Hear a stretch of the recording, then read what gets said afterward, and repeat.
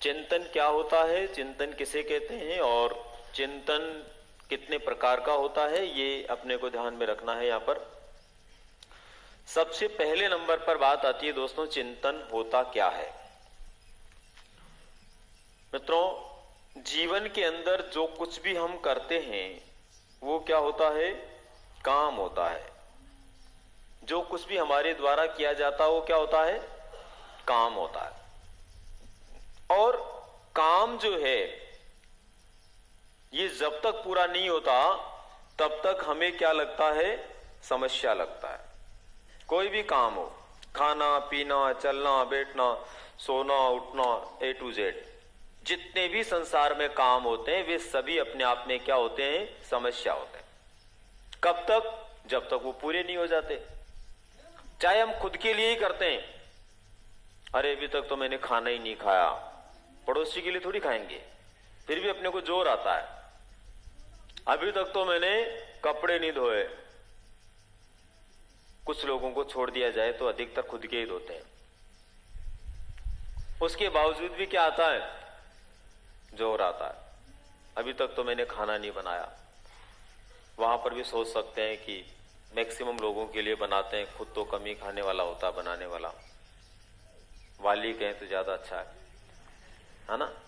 लेकिन उसको थोड़ा छोड़ देते हैं भाई कि उसके अलावा, जैसे आज आप पढ़ रहे हैं तो किसके लिए पढ़ रहे हैं बताओ। ऐसा कोई व्यक्ति है जो पड़ोसी के लिए पढ़ रहा है? कोई किसी के लिए नहीं पढ़ रहा, खुद के लिए पढ़ रहा है, फिर भी जोर आता है।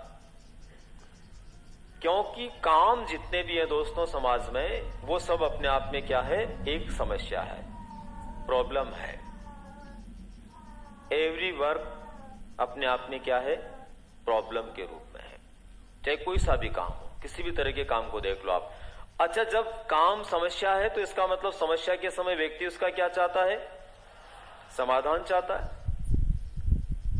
समस्या है तो व्यक्ति को क्या चाहिए उसका, और किसी भी समस्या का जो समाधान प्राप्त होता है दोस्तों, वो कैसे प्राप्त होता है, जब वो समस्या के ऊपर सोचता है।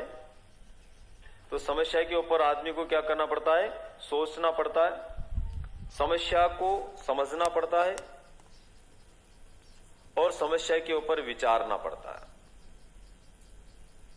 यानी जब भी एक व्यक्ति किसी समस्या के बारे में सोचता है, समझता है और विचार करता है, तो इन क्रियाओं के माध्यम से किसकी प्राप्ति होती है, समाधान की प्राप्ति होती है। जब किसी समस्या पर हम सोचते हैं, विचारते हैं, उसको समझते हैं, तो निश्चित रूप से समस्या की प्राप्ति होती है कि समाधान की प्राप्ति होती है, समाधान की प्राप्ति होती है। और जो समाधान की प्राप्ति होती है सोचने, समझने, विचारने से, इन तीनों कार्यों को करने के लिए बताइए हमें हाथ चलाने पड़ेंगे कि पैर चलाने पड़ेंगे, दिमाग चलाना पड़ेगा। क्या चलाना पड़ेगा, मतलब मानसिक क्रिया करनी पड़ेगी। और जब कोई मानसिक क्रिया होती है तो उसको मनोविज्ञान की भाषा में क्या कहते हैं, चिंतन कहते हैं। इसका मतलब ये हुआ, किसी भी समस्या का समाधान जो प्राप्त होता है वो किससे प्राप्त होता है, चिंतन से प्राप्त होता है। दूसरी भाषा में यूं कह सकते हैं कि एक व्यक्ति उसी समय चिंतन करता है जब उसके सामने कोई समस्या होती है। जब तक व्यक्ति के सामने समस्या नहीं होती, व्यक्ति किसी प्रकार का कोई चिंतन नहीं करता। यानी चिंतन का जन्म कब होता है, समस्या के समय होता है। यदि व्यक्ति के सामने समस्या नहीं है तो वो क्या नहीं करेगा, चिंतन नहीं करेगा। फैक्ट है।